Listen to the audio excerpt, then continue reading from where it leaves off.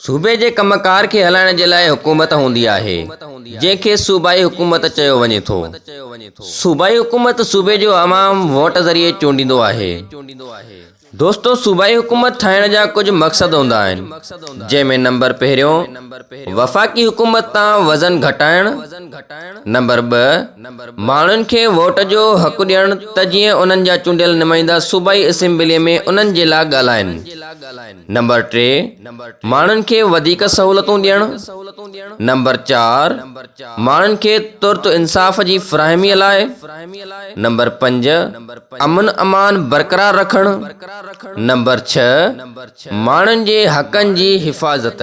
सूबाई हुकूमत टिनि शाखनि में विरहायल हूंदी आहे। नंबर वन कानून साज़, नंबर टू इंतज़ामिया ऐं नंबर थ्री अदलिया। कानून साज़ सूबाई हुकूमत जे कानून साज़ शाख खे सूबाई असेंबली सॾींदा आहिनि। सूबाई असेंबली नवां कानून जोड़ींदी आहे ऐं अॻु में मौजूदु कानूननि में फेरफार कंदी आहे, छाकाणि त अहिड़ा फ़ैसिला कया वेंदा आहिनि जेके असां समूरनि ते लागू थींदा आहिनि। उन करे सूबाई असेंबली जा मेंबर बे अवाम चूंडींदो आहे। इंतज़ामिया जो कमु कानून लागू कराइण या उन ते अमल कराइण हूंदो आहे। उन में गवर्नर, वज़ीर आला ऐं वज़ीर शामिल हूंदा आहिनि। वज़ीर आला सूबाई हुकूमत जो सरबराह हूंदो आहे।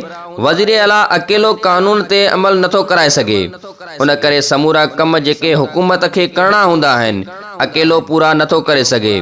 तंहिं करे हू सूबाई असेंबलीअ जे मेंबरनि मां कुझु वज़ीर चूंडींदो आहे, जंहिंखे काबीना सॾिबो आहे।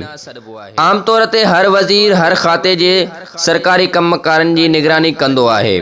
मिसाल तौर तालीम वारो वज़ीर तालीम खाते जी सार संभाल लहंदो। अदलिया जो कम तशरीह याने कानून जी माना मुराद खे चिटो करणु आहे। उन जो मतिलबु उहो हूंदो आहे त कानून जी माना मुराद जो फ़ैसिलो कंदी आहे त जीअं कानून जे बरख़िलाफ़ कमु न थिए ऐं जेकॾहिं केर बि ईअं करे त उनखे सज़ा मिली सघे। दोस्तो, वधीक दिलचस्प मालूमात हासिल करण जे लाइ असांजे YouTube channel knowledge is power खे सब्सक्राइब कंदा ऐं गॾोगॾु बेल आइकन खे ज़रूरु दॿाईंदा।